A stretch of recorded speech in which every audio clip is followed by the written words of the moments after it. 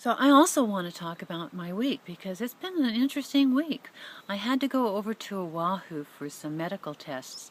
When you live on an outer island and you have Kaiser, anything that requires a medical test like ultrasound or CAT scan or MRI, you have to fly to Oahu to get. But what that was is, and I'm usually kind of a little nervous, because I like to sleep in and wake up when I want to wake up. And so that's just the commitment, and then making sure I can get all the cats taken care of and everybody fed and okay before I go and that. So anyway, everything went so beautifully smoothly, so smooth that you get to the airport. I go get in line, and there's only one person in front of me, so I can get all my stuff out. And then you go up and you get everything taken care of, and I turn around, and then there's about 20 people behind me that have come in the line and all waiting, and I go, wow, that was perfect timing for me. So then I was able to go right from there to check through security and do the whole screen stuff and the pat down and everything. But that was the only one there because I avoided the crowd. And then one of the interesting things I noticed is that I'm not a crowd person. I think I'm, very much like to just have this little sense of just the space around me, and then connect when I need to connect. And so I was up there waiting for the flight to be called. And one of the things that's very interesting about flights, and this is an observation I have made almost my entire adult life, is that I am not part of the pack. And don't want to be, never have been, will never be. And what is interesting is, okay, so you have an assigned seat. They give you a seat number. You know where you're going to be sitting. And then they do the board call.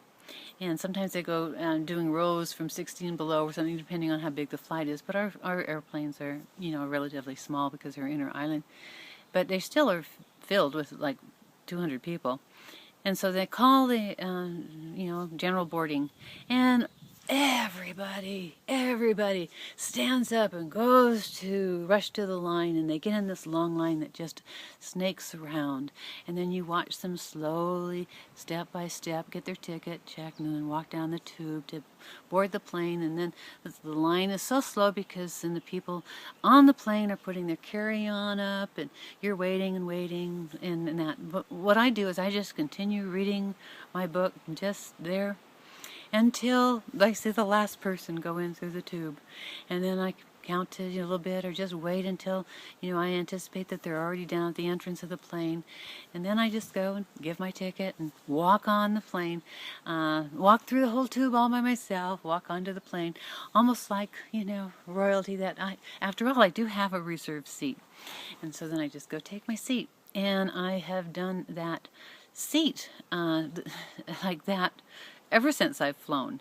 No one is going to get there sooner than anybody else just because you stood in line. And why stand in line? Because you're just exposing yourself to all those more the germs in that confined place. So I just like to wait. And so anyway, there was a man, first time I've ever encountered somebody that was almost standing back like me. And I said, so you've learned it, haven't you, that you just wait? And he says, yeah, it's amazing. And I go, it works on everything. If you, when I worked and I had to take a bus, I found that the bus stop I went to first was always packed and crowded, and you never got a seat. So I just went to the bus stop before that, and I always got a seat, and was sitting there when I went to the busy bus stop, and people who saw me before go, how did you do that? And I said, magic, magic, common sense. Go to the other bus stop. But it works with elevators too. Have you ever seen people that work in a big office building, and they all congregate waiting for the elevator, then all of the herd piles into the elevator and push the button so it's all lit up like a Christmas tree, and then you go all the way up to the top? I just always waited till the next elevator, no one else was around, would get in there and go right to the top and beat everybody that was already had left minutes before me. So that's just a little way to think about how you can get along and just flow through the world without waiting. Anyway, so that's one aspect of just flying. But when I was flying over, I encountered several things that I thought were synchronistic or coincidence ways of helping. One of the philosophies I have in life is to be an answer to someone's prayer, meaning that if I've got some information, if I've got the ability, if I can give them a lift along the way if their car stalled or something like that, that however a person is kind of like thinking or putting out that message, I need to know or help or, oh, you know, and I've had that happen too, where I have saved a life, and I've had that happen to where I washed out the eyes of a little girl that had received some Clorox in her eyes, and I've, for a stranger, you know, and anyway, I'll talk about those different things in another video. But just if you hold yourself as being an answer to somebody's prayer, you're going to be guided or to those people that you're going to be the answer to. So I was waiting for the shuttle, and to get to Kaiser, you arrive at the Honolulu airport, and then you have to take a shuttle to the hospital, which is only about 10 minutes away, but you still have to do this shuttle, and it's a busy traffic, and you never know if the shuttle's going to be on time. So we had gotten in the shuttle, and it was 12:35. It was a little bit late. And this one woman that was in the shuttle we were just talking, and she was just saying that she had a feral kitten that she's been trying to catch, and she had no clue how to do that. Ding, ding, ding, ding, ding. Guess who had a clue how to do that? So I was able to tell her exactly how to do it and that. And she was going to catch it to get rid of it. And then I was able to explain to her that they make sometimes the very best pets because they're so grateful. So I think that I was able to be the kitten's advocate on that. So I arrived at Kaiser, and no waiting, check-in. Usually there's a long line for everybody to check in. And then I went up to get my ultrasound. And when I went, I said, I just hope there's enough time for me to go to the restroom before I, you know, get called. Anyway, I was able to go to the restroom. I came out of the restroom. The fellow was there kind of looking around. And I sat down on the I go, oh, that's me. And I went in and it was on the table, and I looked at the clock, and it was 12:59. So that's how easy it flowed. But when I checked in and got all my vitals with the nurse, when she was, you know, taking the blood pressure and all that, she just randomly says, now she doesn't know anything about me as far as being an animal lover or anything. She just randomly says, with the 4th of July coming up, oh, I'm just so nervous. My dog just with the storms and all that, fireworks and that, so I don't know what to do. So, ding, ding, ding, ding, ding. Guess who knew what to do? So I was telling her about Thunder Shirt, which is a shirt that you can order for a dog. Keeps them safe and secure, especially during thunderstorms. And what it is it's, if you ever looked at or understood Temple Grandin, who did the autistic and worked a lot with the animals as far as stockades and how to calm them down and keep them calm.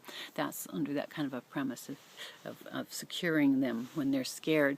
And then I was also able to tell her about Pet Calm and Rescue Remedy and things like that. So that was just the start. And then I went in for my ultrasound, and then it was an hour and a half because it was for my legs and my veins and all that.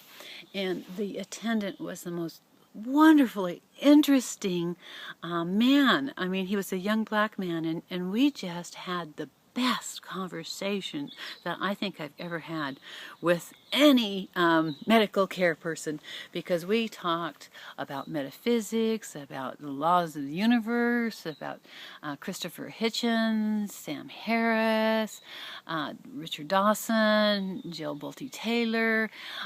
We just had, for an hour and a half, it was just like this wonderful metaphysical conversation that just was that I haven't been able to have with an individual for a really, really long time. And one of my favorite movies is Mind Walk. And it just reminds me, you know, when you can be a fly on the wall to a really fine conversation, to me, that's what really gets my enthusiasm. That's my passion there, as not ego-based, but just really knowledge-based, where you're just both enjoying and you each have something to share and you can just build on it as to what each is saying. So that's how it went for my ultrasound. So wow. And then the doctor, I had an appointment with the doctor, and he agreed that I did have varicose veins, and we have opted to do the surgery, so I'll be doing surgery in August on them, which is you know, I'm glad because at least it's covered. So, so when the nurse was again meeting with her to write up the surgery schedule and all that, she had to take some more information on that. And she said, "You know what? I just noticed." She goes, "You're 64." She says, "I'm so shocked." She goes, "I just in my mind put you down like in the early 50s." So, oh. Thank you. Anyway, that was just a really nice thing. Oh, but I forgot to say what the guy at the airport, when I was telling him about the bus stop and about the elevators and all that, he says, "You're very wise. You're a very wise woman." And when he said that, I was thinking, well, that's not really so much wisdom as much as common sense. But when I looked up the definition of wisdom, that is common sense. It's experience and everything with common sense. So, anyway, so I just wanted to make the connection that I was able to help a little kitten, help a dog, and in return, I got some of the 2 nicest compliments I've ever gotten.